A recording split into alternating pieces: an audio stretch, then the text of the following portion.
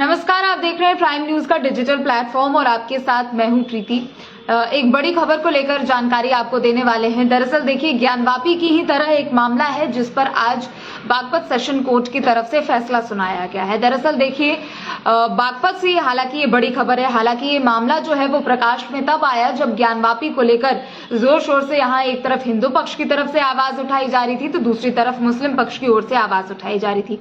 चूंकि देखिए, ज्ञानवापी को लेकर आप सभी लोगों को जानकारी होगी कि ज्ञानवापी में एक तरफ काशी विश्वनाथ मंदिर है तो दूसरी तरफ ज्ञानवापी जो मस्जिद होने का दावा मुस्लिम पक्ष की तरफ से किया जा रहा है और हिंदू पक्ष वहां पर शिवलिंग विराजमान होने का दावा कर रहा है। उसे लेकर तमाम यहां पर एक तरफ सुनवाई हो रही है। दूसरी तरफ मथुरा को भी लेकर आपको जानकारी दे दें कि देखिए, जहां दूसरी तरफ एक देश भर में एक अलग सी बहस छिड़ गई है हिंदू मुस्लिम विवाद को लेकर, अपने धार्मिक धरोहरों को लेकर जहां पर एक तरफ विवाद उठाया, तो दूसरी तरफ जो बागपत से एक बड़ी खबर आई वो दरअसल ये थी कि लाक्षागृह पर बागपत सेशन कोर्ट की तरफ से फैसला सुनाया गया और उस पर उसका मालिकाना हक हिंदू पक्ष को दिया गया। दरअसल देखिए, ये मामला जो है वो 1970 से प्रकाश में आया। उसके बाद साल दर साल इस मामले में सुनवाई होती चली गई।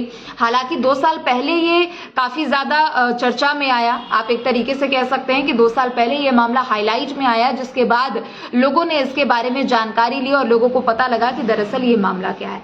तो देखिए, लाक्षागृह है। दरअसल 108 बीघे की जमीन पर लाक्षागृह होने का दावा किया जा रहा था तो मुस्लिम पक्ष की ओर से उसे बदरुद्दीन का कब्रिस्तान होने का।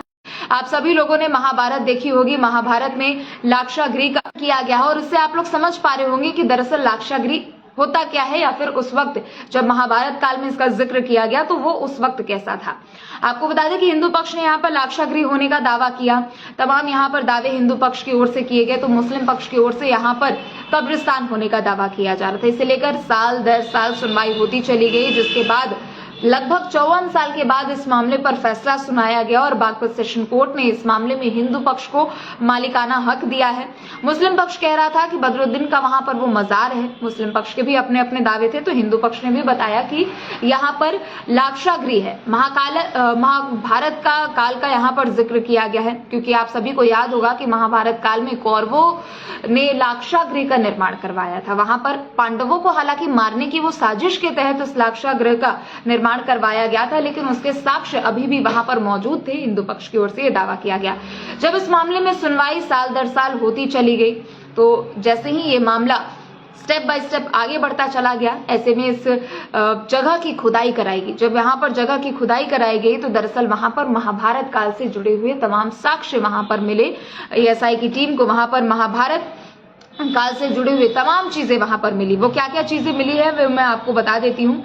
खुदाई करने पर इतिहासकारों की तरफ से दरअसल दावा किया गया कि ये लाक्षाकार है और उसमें कई ऐसे साक्ष्य मिले हैं जो कि हजारों साल पुराने कहे जा रहे। कुछ किताब जैसी चीजों को भी वहां पर रहने का दावा किया गया और तमाम बड़ी यहाँ पर दावेदारी भी की गई, जिसे लेकर सभी की ओर से हैरानी भी जताई जा रही थी। लेकिन आज जब बागपत सेशन कोर्ट की तरफ से इस मामले पर फैसला सुनाया गया तो बागपत की ओर से कहा गया, कोर्ट की तरफ से कहा गया कि इस पर मालिकाना हक दरअसल हिंदू पक्ष का ही होगा। साल 1952 में ये पूरा मामला दरअसल चर्चा का विषय बना हुआ था। हालांकि 54 साल इसे इसलिए बताया क्योंकि 1970 से यहाँ पर सुनवाई की। वर्ष 1952 में एएसआई की देखरेख में यहाँ पर खुदाई करवाई गई थी और यहाँ पर तमाम साक्ष्य मिले थे। तो दरअसल जो साक्ष्य मिले थे वो दरअसल उसमें अवशेष दुर्लभ श्रेणी के बताए जा रहे थे।